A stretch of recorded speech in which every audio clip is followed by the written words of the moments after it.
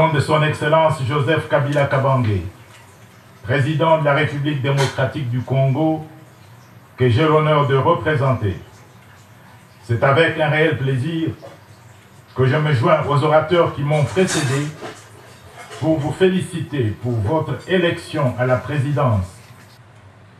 Madame la Présidente, sur le plan politique, mon pays est entré dans une phase cruciale de décentralisation administrative afin de permettre une gestion de proximité.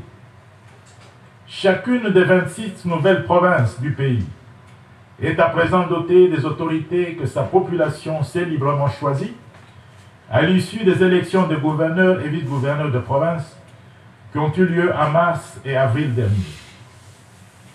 Cette nouvelle expérience démocratique se poursuivra avec l'élection à venir des autorités locales, tant en milieu urbain que rural, qui auront lieu en même temps que les élections présidentielles, législatives, nationales et provinciales. La République démocratique du Congo a levé une option irréversible de ne permettre l'accès au pouvoir d'État que par les élections. Aussi voudrais-je réaffirmer de la manière la plus solennelle qu'en dépit du retard enregistré dans leur préparation, les élections générales initialement prévues pour la fin de cette année seront bel et bien organisées par la Commission électorale nationale indépendante qui, constitutionnellement, en détient la compétence exclusive. Elles le seront à bonne date, c'est-à-dire aussitôt que les conditions techniques requises le permettront. Plusieurs défis doivent en effet être préalablement relevés pour permettre l'organisation des élections qui soient libres, transparentes, crédibles et apaisées. C'est pour parvenir, ensemble et de manière consensuelle, à relever ces défis que des représentants de la majorité présidentielle, de l'opposition politique et de la société civile sont réunis depuis un peu plus de 2 semaines dans le cadre du dialogue politique national inclusif sous une facilitation de l'Union africaine appuyée par un groupe de soutien international. Le droit d'élire et d'être élu est un droit fondamental, tant pour les Congolais résidant au pays que pour ceux de la diaspora.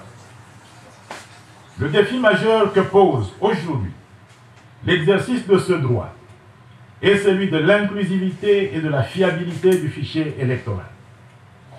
À ce sujet, il y a lieu de saluer l'important travail d'enrôlement des électeurs qui a débuté le 31 juillet 2016 et qui donne la possibilité d'être éligible et électeur à plus de 14 millions de Congolais, nouveaux majeurs et compatriotes vivant hors du territoire national, soit le tiers du corps électoral projeté, qui, sans refonte totale du fichier électoral, n'aurait pu jouir de ce droit.